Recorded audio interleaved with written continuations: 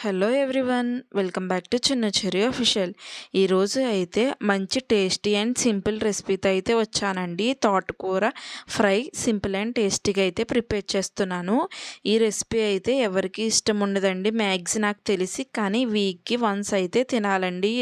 ఈ కర్రీ అయితే తోటకూర హెల్త్కి చాలా అంటే చాలా మంచిది కాబట్టి మీరు కూడా ఒకసారి ట్రై చేయండి ఫ్రెండ్స్. దీంట్లో అయితే vitamin A and vitamin C కూడా ఉంటుందండి.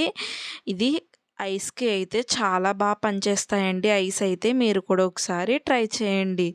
చాలా హెల్తీ ఫుడ్ కాబట్టి మరీ చెప్తున్నానండి. మీకు కూడా హెల్త్ బాగుండాలంటే గిని ఈ కర్రీ అయితే ఒకసారి ట్రై చేయండి. ఎక్కువ ఆకుకూరలు తినడానికి అయితే చూడండి ఫ్రెండ్స్. రెసిపీ అయితే స్టార్ట్ అవుతుంది, చూసేయండి. ఫస్ట్ అయితే ఒక కడాయి పెట్టుకుని దాంట్లో కొంచెం ఆయిల్ వేసుకుని హీట్ అవ్వాలి. హీట్ అయిన ఆయిల్‌లో 1 టేబుల్ స్పూన్ శనగపప్పు, 1 టేబుల్ స్పూన్ మినపప్పు వేసి బ్రౌనిష్ కలర్ వచ్చే వరకు కుక్ చేసుకోవాలి. అలానే హాఫ్ టేబుల్ స్పూన్ జీలకర్ర వేసి మొత్తం ఒకసారి మిక్స్ చేయండి. కరివేపాకు, ఎండుమిర్చి వేసి మొత్తం ఒకసారి మిక్స్ చేసి బ్రౌనిష్ కలర్ వచ్చే వరకు కుక్ చేయాలి. ఇలా లైట్గా బ్రౌనిష్ కలర్ వచ్చిన తర్వాత అయితే మనం కట్ చేసి పెట్టుకున్న తోటకూరను అయితే వేసేయండి.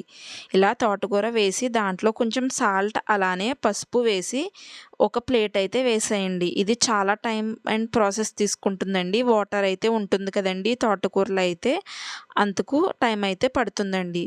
లాస్ట్గా ఇలా ఫ్రై అయిన తర్వాత అయితే కొంచెం కారం అయితే వేసి, కారం అయితే మీ ఇష్టం అండి, లేదా స్కిప్ చేయొచ్చు, నేనైతే వేస్తున్నాను.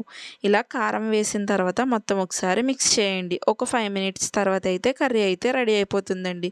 చాలా సింపుల్ అండ్ టేస్టీగా ఉంటుందండి ఈ రెసిపీ అయితే. మీరు కూడా ఒకసారి ట్రై చేయండి. అంతేనండి వీడియో. సబ్స్క్రైబ్ చేసుకోవడం మాత్రం మర్చిపోకండి.